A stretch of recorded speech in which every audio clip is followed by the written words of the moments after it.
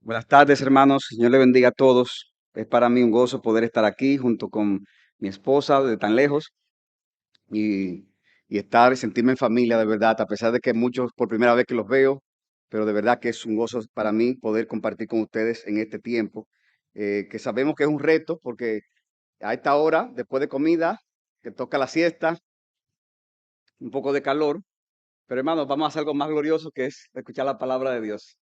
Y en ese sentido, hermanos, yo quiero agradecer de verdad la invitación que nos han extendido. Hermano, esta conferencia trata acerca de la autoridad de Dios sobre todas las cosas y en las dos sesiones anteriores se ha expuesto la autoridad divina sobre la creación en general y sobre la vida del creyente de forma particular, tanto por nuestro hermano Will Graham como por nuestro hermano Roberto Sánchez. Dos mensajes en los que el Señor nos habló, y aprendimos mucho y la única queja que tengo es que me quitaron parte del sermón. Pero el Señor quiere, parece que ustedes oigan esas cosas nueva vez, o sea que vamos a seguir predicando porque a mí se me ha asignado hablar acerca de un tema muy práctico que es la autoridad de Dios sobre el matrimonio. En el día de mañana, si el Señor lo permite, me tocará hablar de la autoridad de Dios en el ministerio pastoral. O sea que para que también eso lo tengan pendiente. Y hermanos, uno de los lugares más prácticos de ver la autoridad de Dios es sobre el matrimonio. Y ya nos dimos cuenta por algunas de las cosas que decían nuestros hermanos, sobre todo el hermano Roberto en la última hora. Y yo quiero que veamos este tema, hermanos, bajo tres encabezados. La autoridad de Dios en el matrimonio establecida, la autoridad de Dios en el matrimonio delegada y la autoridad de Dios en el matrimonio aplicada. O sea que todos comienzan con la autoridad de Dios en el matrimonio, en primer lugar establecida, en segundo lugar delegada y en tercer lugar aplicada. Veamos en primer lugar la autoridad de Dios en el matrimonio establecida. Hermanos, el matrimonio es una institución que fue creada ¿por quién? Por Dios mismo. En Génesis 2:18 dice el Señor que no era bueno que el hombre estuviera solo. Ustedes conocen la historia, el contexto. Dios trajo ante Adán animales, pero no se halló una ayuda adecuada hasta que finalmente le hizo a una mujer, le hizo a Eva. Y en ese instante, Adán dijo, wow, esto era lo que yo necesitaba. Esto es hueso de mi hueso y carne de mi carne. Y en ese momento se celebra el primer matrimonio de la humanidad. Y ahí es que dice en Génesis 2:24, dejará el hombre a su padre y a su madre y se unirá a su mujer y los dos serán una sola carne. Por eso, hermanos, cuando nos referimos al matrimonio, siempre estamos hablando de aquella unión consensual sellada a través de un pacto o un compromiso que ocurre entre una persona que es biológicamente hombre con otra persona que es biológicamente mujer. Porque en el día de hoy hay que decir la cosa con claridad para que no haya duda. Y la Biblia no reconoce como matrimonio ningún otro tipo de unión. Él es, como se predicó, el creador de todas las cosas, el soberano de cuanto existe, incluyendo el universo, y solo Él tiene autoridad total. Por lo tanto, Él es el que debe decirnos qué es un verdadero matrimonio. Él es el que tiene que decirnos cuáles deben ser los roles en el matrimonio, cuáles cosas son requeridas, qué cosas son prohibidas, porque Él es el soberano absoluto del matrimonio. Y aunque esto que estamos diciendo puede parecer obvio, hermanos, es importante enfatizarlo, ya que el hecho de que estamos bajo la autoridad absoluta de Dios es lo que debe de movernos a actuar de determinadas maneras cuando pensamos en el tema del matrimonio. Es en virtud del señorío de Cristo en nuestras vidas lo que va a garantizar el que nuestros matrimonios puedan ser agradables a Dios y de bendición para el mundo. Al respecto, Jim Newhasher, un autor, dice lo siguiente: el matrimonio fue diseñado por Dios como una imagen de su relación amorosa de pacto con nosotros. El matrimonio, dice él, es la más íntima de todas las relaciones humanas, en la que un hombre y una mujer tienen oportunidad de amarse el uno al otro como Dios los ha amado. Por medio del matrimonio aprendemos más acerca del amor de Dios para nosotros a medida que nos esforzamos por comprender las dimensiones de ese amor y aprendiendo a amar a nuestros cónyuges. De modo, hermano, que habiendo visto en primer lugar la autoridad de Dios en el matrimonio establecida, veamos más ampliamente la autoridad de Dios en el matrimonio delegada o derivada. Y hermano, con relación a este segundo punto, la enseñanza clara de las Escrituras, como se ha dicho ya, y lo repito ahora, es que en el matrimonio el varón tiene una autoridad delegada por Dios para ser cabeza en el hogar. En el matrimonio, el varón tiene una autoridad delegada por Dios para ser cabeza del hogar. Dice 1 Corintios 11:3, quiero que sepan que la cabeza de todo hombre es Cristo, y la cabeza de la mujer es el hombre, y la cabeza de Cristo es Dios. Es cierto, hermano, que el pecado trajo distorsión en el matrimonio. De ser Eva la ayuda idónea, pasó a darle a Adán del fruto prohibido que ella comió para que Adán también lo hiciera. Y este, al ser confrontado por Dios, ¿qué hizo él? Adán, ¿qué fue lo que tú hiciste? ¿Cuál fue la respuesta de él? ¿Ustedes recuerdan? ¿Qué fue lo que dijo? La mujer que tú me diste por compañera me dio del árbol y yo comí, como imagínate, pero la culpa es de la mujer y de paso, que me la diste tú.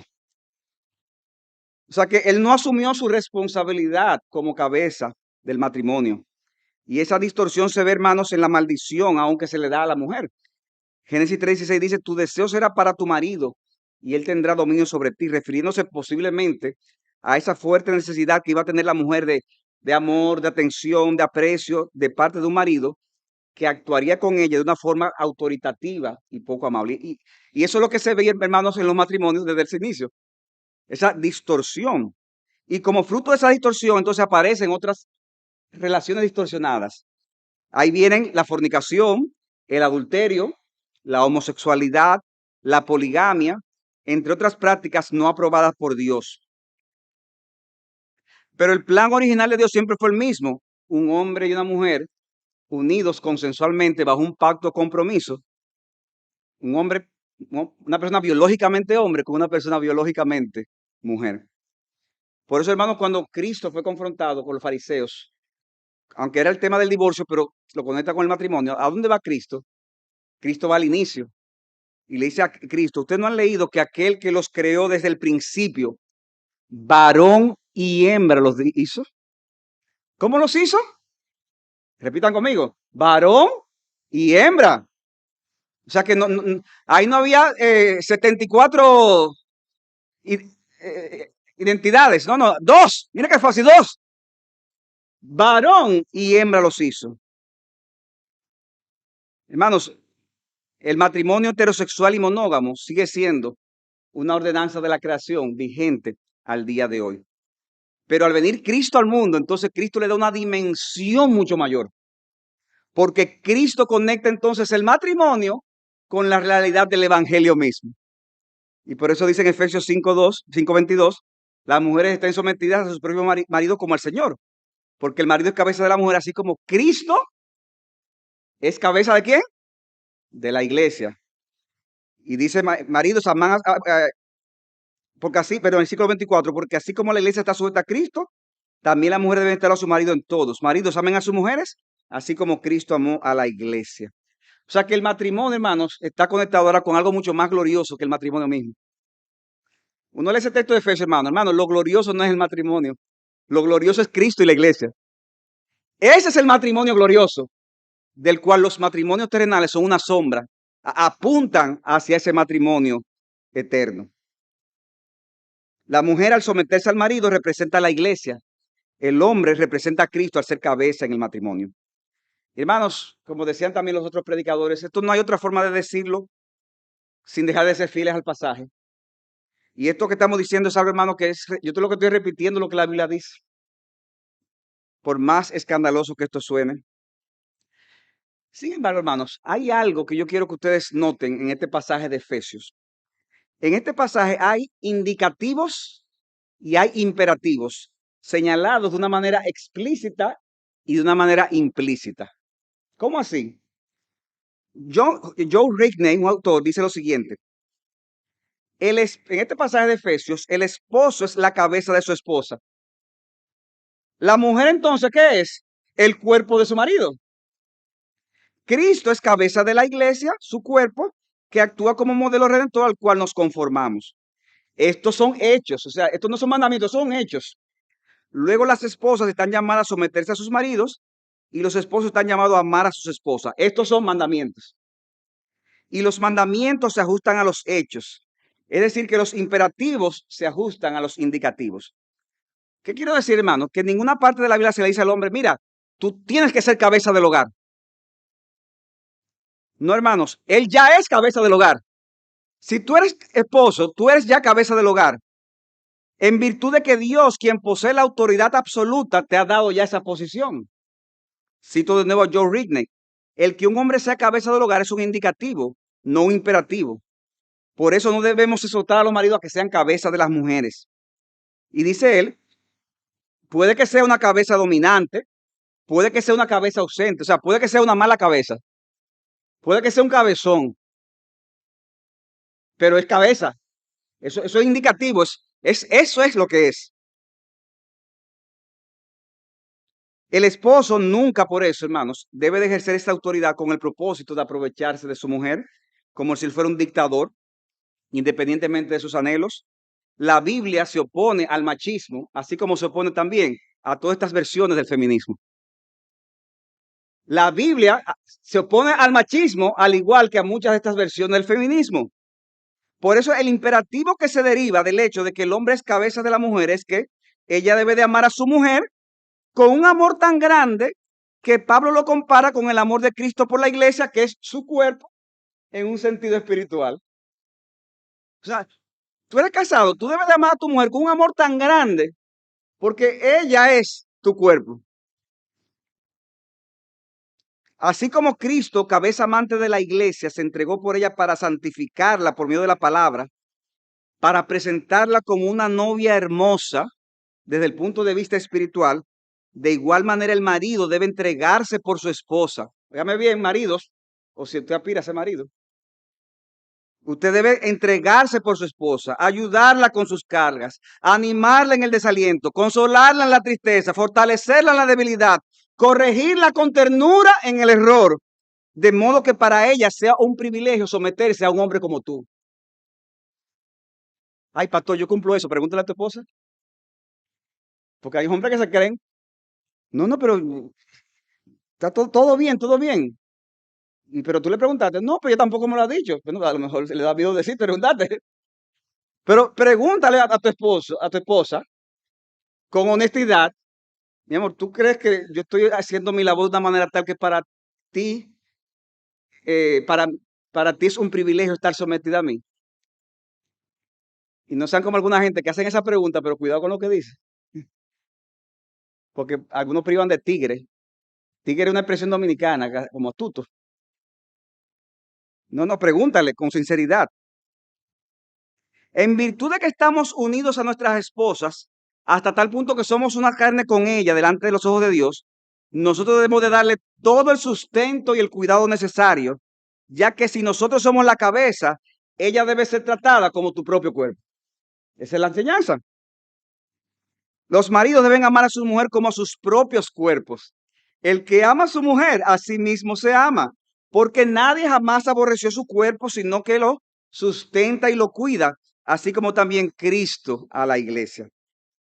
Dice un autor, Pérez Milos, no se trata de amar a la esposa, oigan esto, no se trata de amar a la esposa tal como aman a sus propios cuerpos, eso no es lo que dice el texto, sino que deben de amarla porque ellas son su propio cuerpo.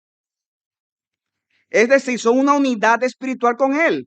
Del mismo modo que Cristo es la cabeza del cuerpo, que es la iglesia. Esta relación expresa la intimidad existente en la relación matrimonial. Dios lo considera como una sola carne. Y sigue diciendo este autor, la tarea del esposo en la manifestación del amor por la esposa tiene aquí el sentido de un cuidado para edificación y ayuda a la esposa en el proceso de la vida de la santificación. Si la verdad si la verdad de que la esposa es una unidad inseparable con el esposo ha sido asimilada, el marido tratará con amor sincero a su mujer. No solo se ha de amar a la esposa en razón de ser cabeza de ella, sino que forman una sola carne. Hermano, esto es hermoso, ¿verdad que sí? Pero es difícil cumplirlo. Qué difícil se hace en la práctica. Los maridos somos cabeza y como somos cabeza, la Biblia no nos dice, entonces tú tienes que al entender que tú eres cabeza. No, no. Como tú eres cabeza, ámala. Como tú eres cabeza, ámala. ¿Y cómo yo voy a amar? Como a mí mi cuerpo, porque ella es mi propio cuerpo. Y debo hacer todo lo que hemos dicho que se debe de hacer. En cuanto a la mujer, no se le dice que sea el cuerpo del marido. O sea, mujeres sean cuerpo del marido. Es que si tú estás casada, tú eres el cuerpo en esta relación. Eso es indicativo. Y en vista de esta realidad, el mandamiento que se le da a la esposa es que se someta al esposo, como lo hemos mencionado. Hermanos, la sumisión de la mujer es un asunto teológico y cristológico, no es un asunto cultural. Es oportuno señalar aquí, hermanos, sin embargo, que cuando hablamos de sumisión, y se mencionó también algo de eso, y presten atención, hombres, la sumisión es un deber ¿de quién? Del esposo o de la esposa. ¿Y qué quiere decir eso? Hermanos, que no debemos de equiparar, y esto es importante, la relación esposo y esposa, por ejemplo, a la relación de padres con hijos. No se deben equiparar. Si un niño en mi casa, ¿verdad? Una de mis hijas chiquitas no obedece, ¿qué hago yo como papá? Bueno, ella no quiere obedecer. No, no, ella debe de obedecer. Yo tengo que exhortarla, corregirla si es necesario. No es opcional. Pero las esposas no pueden ser tratadas bajo ningún concepto como si fueran los niños de la casa. Y hay esposos que tratan a la mujer así, como si fueran los niños de la casa. Hermano, no son los niños de la casa. No lo son. Por ejemplo, hablando del tema de la intimidad sexual en el matrimonio, el hombre no puede argumentar que por el solo hecho de que él es la cabeza, lo que él decide en ese tema es lo importante, independientemente de las necesidades y de lo que la otra persona piensa al respecto. No puede pensar así. Porque dice Pablo en 1 Corintios 7:3 que el marido cumpla su deber para con su mujer. O sea que el marido tiene un deber para con ella e igualmente la mujer para su marido. La mujer no tiene autoridad sobre su propio cuerpo, sino el marido. Ah, tú ves. Pero dice, asimismo el marido no tiene autoridad sobre su propio cuerpo, sino la mujer. No se priven el uno al otro, excepto de común acuerdo y por cierto tiempo y para dedicarse a la oración. O sea, hermano, ustedes entienden el punto, que no son, la mujer no es otro niño de la casa. Es una relación de dos personas adultas. Y no se puede equiparar, o sea, ver la idea de que el hombre es cabeza de la misma manera como si yo fuera el papá y tú eres la hija. No es equiparable. La Biblia enseña a la mujer que ella debe de someterse al Señor. Pero es ella, no dice, marido, sometan a las mujeres. Sométese. No. La mujer debe de someterse por causa del Señor. Colosenses 3:18, mujeres, estad sujetas a vuestro marido como conviene en el Señor. Porque al final, el rey absoluto, ¿quién es?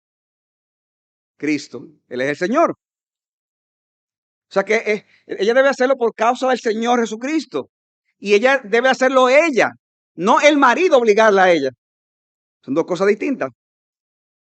Esta sumisión de la mujer debe ser algo de corazón, de su deber, y es algo que se cultiva de adentro hacia afuera.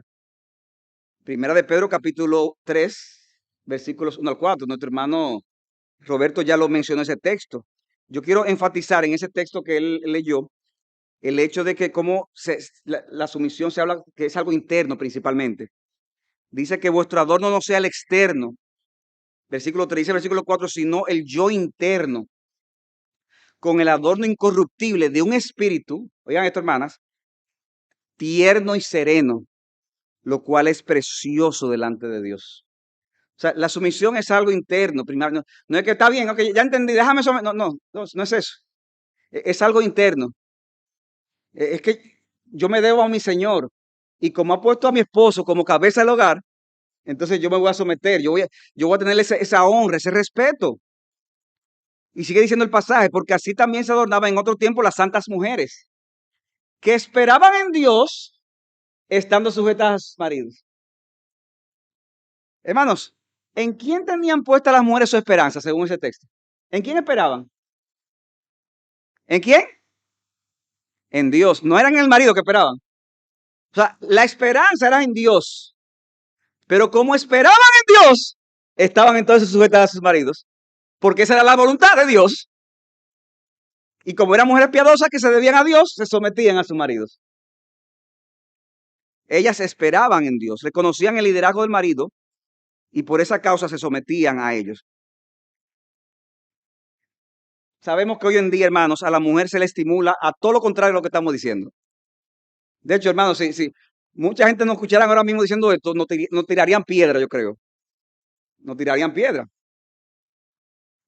Y si me van a tirar piedra, bueno, yo tengo mi pasaje y me voy para República Dominicana. Ustedes entonces se van a quedar aquí. Pero yo espero que no le tiren piedra. Al día de hoy, lo que se le dice a la mujer, mira, no desperdice tu vida en el hogar. ¿Ustedes han oído eso? Tú estás desperdiciando tu vida.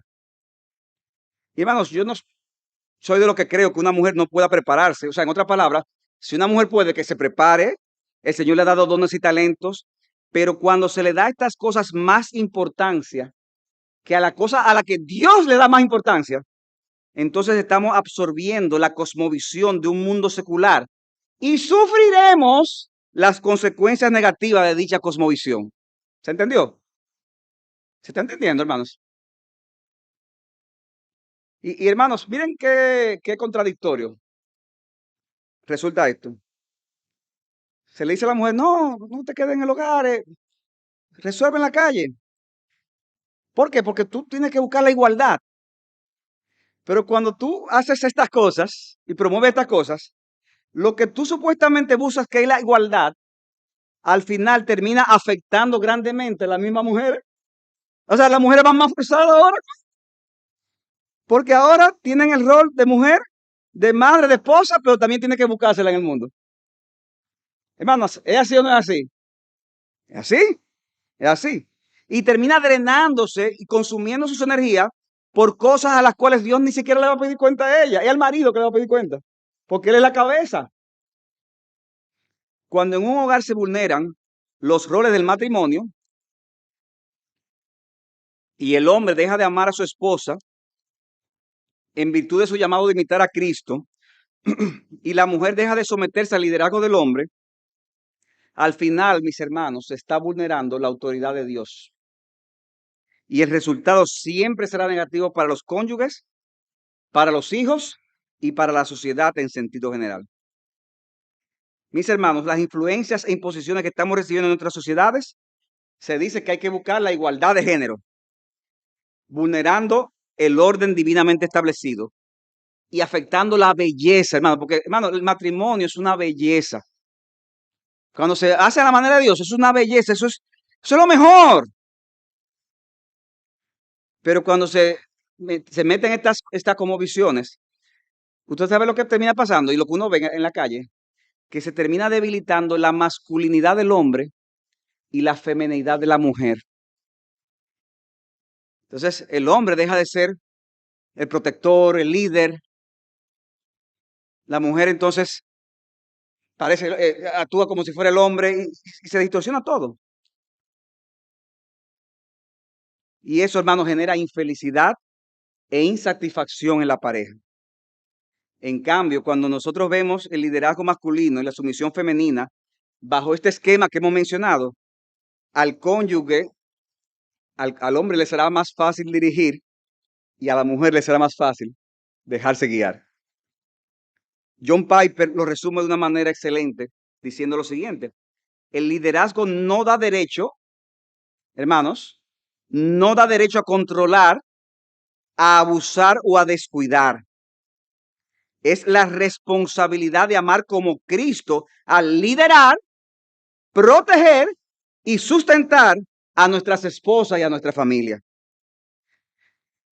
Con respecto a la sumisión no es servil o forzada o amilanada. Una mujer sumisa, la idea que es una mujer sumisa es una mujer ahí como... Y hermano, es increíble las distorsiones que hay con el tema de la sumisión. O sea, hay hombres que pudieran estar caminando y con un hoyo adelante y la mujer lo deja caer porque yo tengo que ser sumisa. Él me dijo que era por aquí, pero se va a caer. Se va a caer. O sea, hay gente que creen que la sumisión es tener una mujer muda. No, hermanos, eso es una distorsión. Es una distorsión. La sumisión incluye el concepto de ayuda idónea. Y si mi esposa, yo se lo he dicho, si tú sabes que yo estoy haciendo algo mal, dímelo. Y si yo no lo reconozco, vamos a resolverlo. Y si no, llama a un pastor. Pero usted, pastor, yo tengo otros pastores que me jalan las orejas y me la han jalado varias veces. Por eso están. Y no tiene que pedirme permiso. ¿Verdad que no, mi amor? Cualquier cosa tú me dices. No, no tiene que pedir permiso. Si mi esposa entiende que estoy por un camino equivocado, ella tiene todo el derecho del mundo a decir, Pastor Saladín, estoy preocupada con una situación con Rafael, necesito que hablemos. Y hermanos, ¿qué es eso? Es la belleza del matrimonio, en la que nos ayudamos mutuamente y evitamos ser cómplices el uno al otro. Hay matrimonios que son cómplices, que uno está haciendo algo mal y la otra persona se queda callada. Y después cuando explota el problema, la mujer le dice al pastor, ay, hacía 10 años que él estaba en eso. ¡10 años! ¿Y cuándo tú me lo decimos?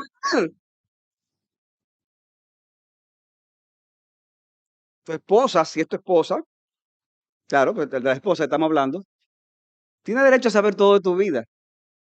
Tiene derecho a revisar tu celular. Eso dice que la clave, ¿la qué? No, no, no, no, no, confianza absoluta.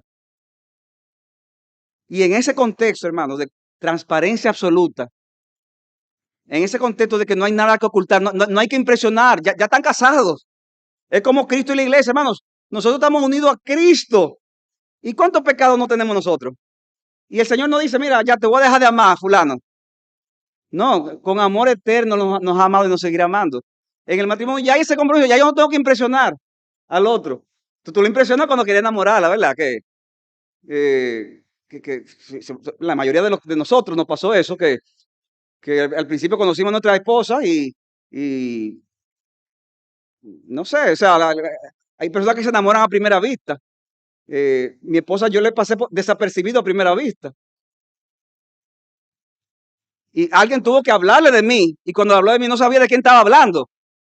Y cuando finalmente cayó en cuenta de quién era, dice, pero a mí no me agrada. No me agrada. Pero el resto de historia, tenemos 24 años de casado. Pero ¿cuál es el punto, hermano, aquí que estamos diciendo? Nos casamos. Ya no tenemos que impresionarnos el uno al otro.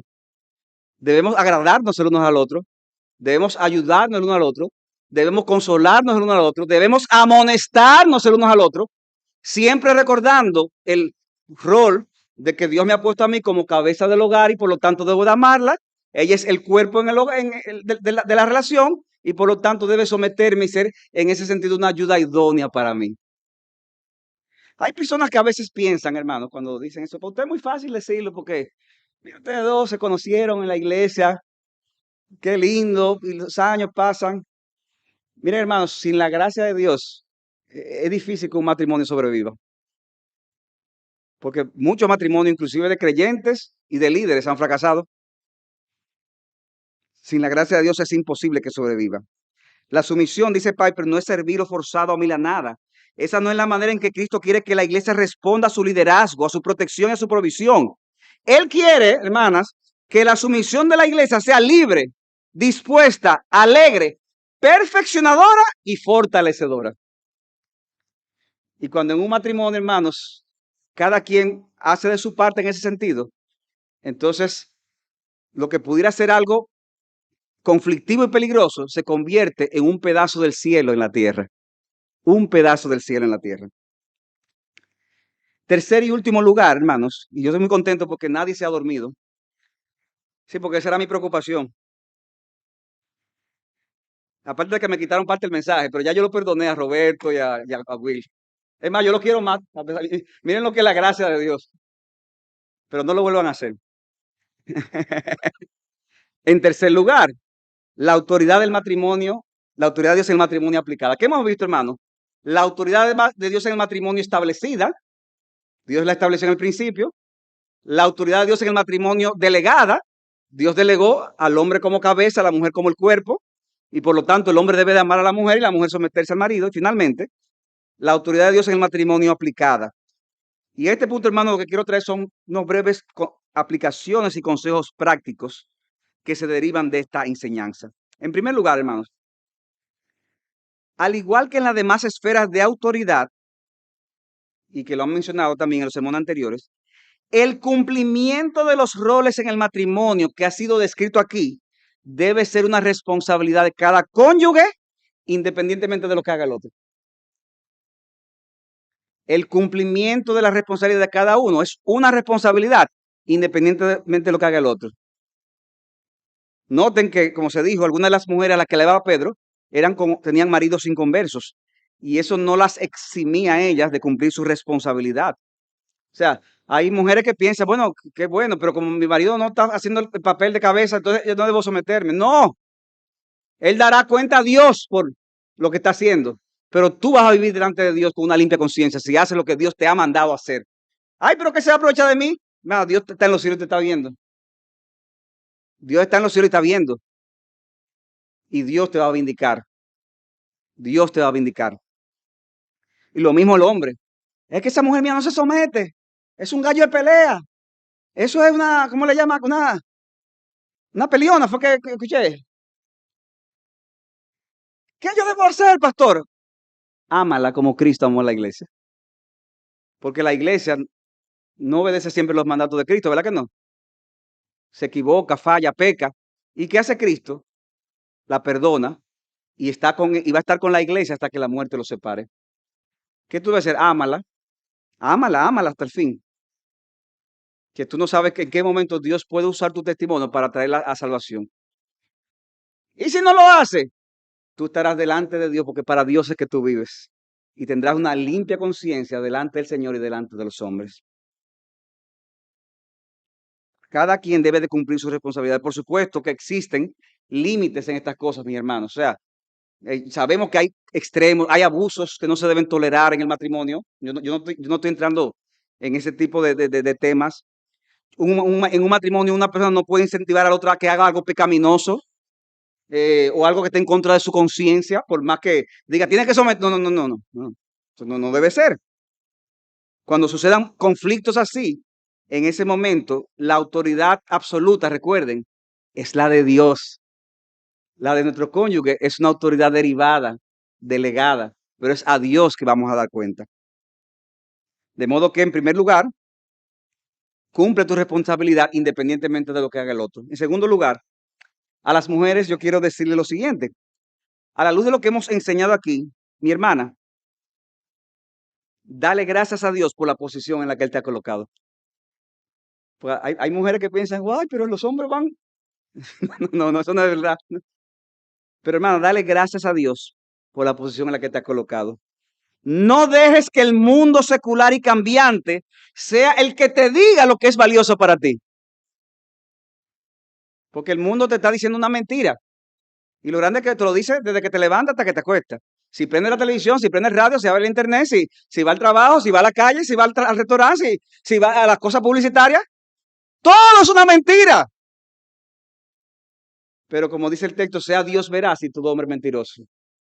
No compres esa mentira. Óyeme, aunque te quedes sola en el mundo, es mejor estar sola con Cristo que perdida con un mundo que va camino a la perdición eterna. Deja que sea la palabra de Dios la que amolde cada vez más tu forma de pensar y de actuar. En Tito capítulo 2, versículos 4 al 5, Pablo establece lo que es prioritario para una mujer. Cuando dice que las ancianas deben enseñar a los más jóvenes, ¿a qué? A que sean unas profesionales de éxito, a que sean una verduga es una expresión dominicana, perdón hermano, me sale el dominicano aquí, que sea una gente hábil. No, dice, enséñale a las más jóvenes a que amen a sus maridos, a que amen a sus hijos, a que sean prudentes, puras, hacendosas en el hogar, amables, sujetas a sus maridos. ¿Para qué? Para que la palabra de Dios no sea blasfemada. O sea, que si una mujer no hace estas cosas, la palabra de Dios va a ser blasfemada. O sea, la gente va a pensar mal de Dios, va a pensar mal de Cristo por tu testimonio. Esa es la prioridad de una mujer creyente, mis hermanos. Óyeme, aunque te digan cavernícola, deja que lo digan. Al final, hermanos, ¿qué tanta felicidad le ha producido al mundo esa mentira? ¿Son felices esas personas que dan esos consejos? No, hermano, eso es deprimente. Eso da pena. La felicidad la tenemos cuando andamos en los mandamientos de Dios. Y si en la providencia de Dios tú tienes familia, pero como quieras tienes que trabajar, porque hay mujeres que por ciertas razones trabajan, aún estando casadas, aún teniendo hijos, eso sucede. Si por la providencia de Dios tú tienes que hacerlo, tampoco te deprimas con este mensaje. Óyeme, haz lo que tú tengas que hacer para la gloria de Dios. De acuerdo a tu capacidad, hasta donde pueda, hazlo para la gloria de Dios. Hay mujeres, hermanos, que entienden el tema del hogar, pero entonces tienen un desbalance en el sentido de que, no, como mi prioridad es mi hogar, óyeme, no hacen nada en la iglesia, descuidan cualquier otra cosa, pero espérate, ¿qué? No, es que la iglesia al final, lo que pasa en tu hogar, es un reflejo de la iglesia, porque ¿qué es la iglesia? El cuerpo de Cristo, es el evangelio. Y Dios también te ha dado dones y talentos para que lo uses en el cuerpo de Cristo, de acuerdo a tus circunstancias, a tu capacidad, siempre que no descuides las cosas que son más importantes. Entonces, todo lo que Dios te ha dado, úsalo. Y hay mujeres, como decía el hermano Roberto, que tienen una capacidad increíble de manejar, como decía Roberto, maneja, habla, se corta las uñas y se arregla el pelo. Eso es impresionante. ¿No? Y hay otras mujeres que son todavía más impresionantes, que te resuelven todo, saben dónde está todo, y hasta cuando se duerme, tú le preguntas a fulano, ¿dónde dejaste cortar uñas? Durmiendo, en la gaveta, y al final. Yo no voy a decir quién es, pero yo me duermo con una mujer. O sea impresionante. Dios le ha dado capacidad. Además, Dios te ha dado, úsala para la gloria de Dios. Y si puedes, hay mujeres que Dios le ha dado hasta la capacidad hasta de escribir libros y hasta enseñar y lo hacen de una manera también, gloria a Dios. Otras no tienen esa capacidad, no tienen la oportunidad. Ahora, mi hermana, nunca te avergüences de tu principal llamado si eres casada y si tienes hijos. Nunca te avergüences. Tú debes ser la ayuda idónea de tu marido, criar a tus hijos si los tienes y hacer de tu hogar un lugar de bendición para los tuyos y para que otros puedan y para otros que puedan tener algún contacto con tu hogar.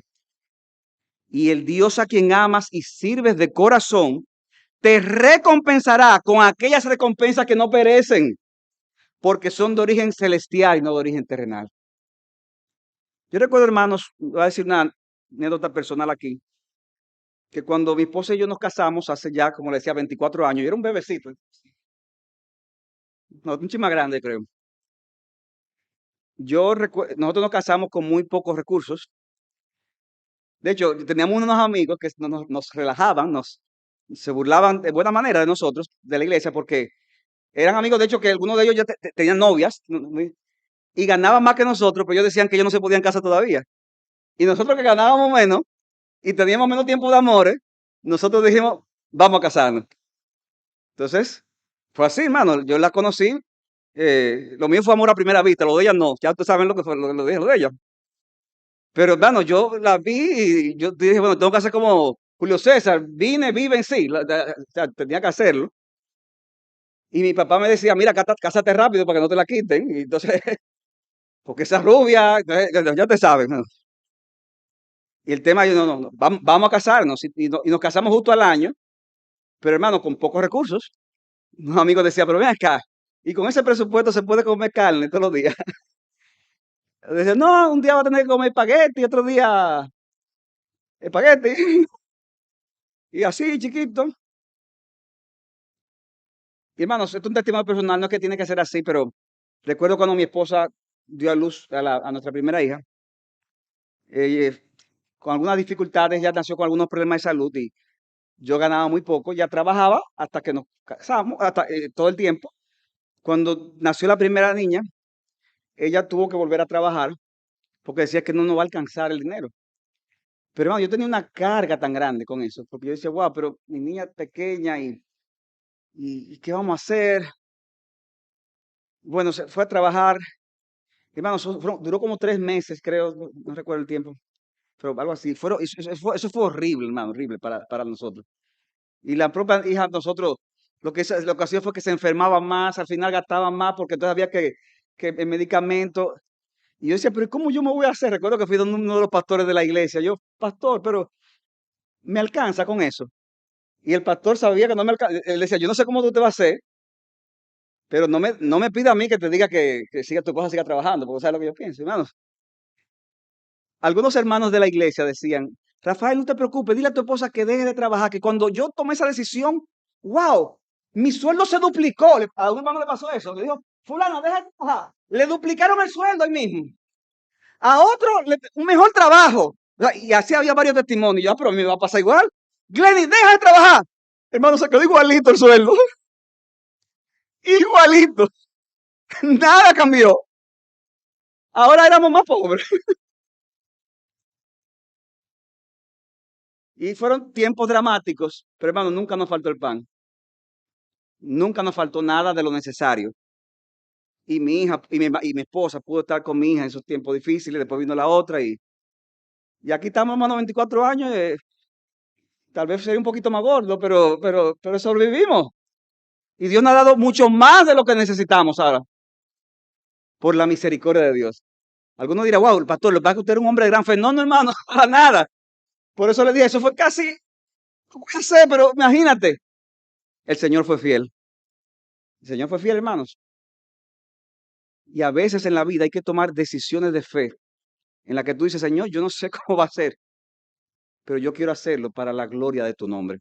Yo no estoy diciendo que hagas lo mismo que yo hice, yo sé que cada caso es distinto, pero va a haber puntos en tu vida y como matrimonio, y como familia, que tú tendrás que tomar decisiones difíciles.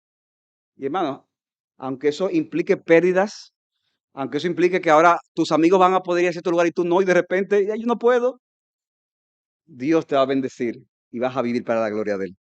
Y finalmente, y yo no sé, hermano, yo lo siento como más despierto ahora. Yo voy a tratar de extender el sermón 1 hora y media más, porque lo siento como animado. Finalmente, a los hombres les digo que lo siguiente, que de alguna forma lo hemos dicho, aunque hay un liderazgo en ti como cabeza, si tú quieres que tu esposa funcione como ayuda idónea, procura siempre darle el honor debido en la forma en que tú le hablas y en la forma en que tú le tratas. Y hermano, yo estaba, Primera de Pedro 3:7, que dice, ustedes maridos convivan de una manera comprensiva con sus mujeres, como un vaso más frágil, puesto que es mujer, dando el honor por ser heredera como ustedes de la gracia de la vida, para que sus oraciones no sean estorbadas.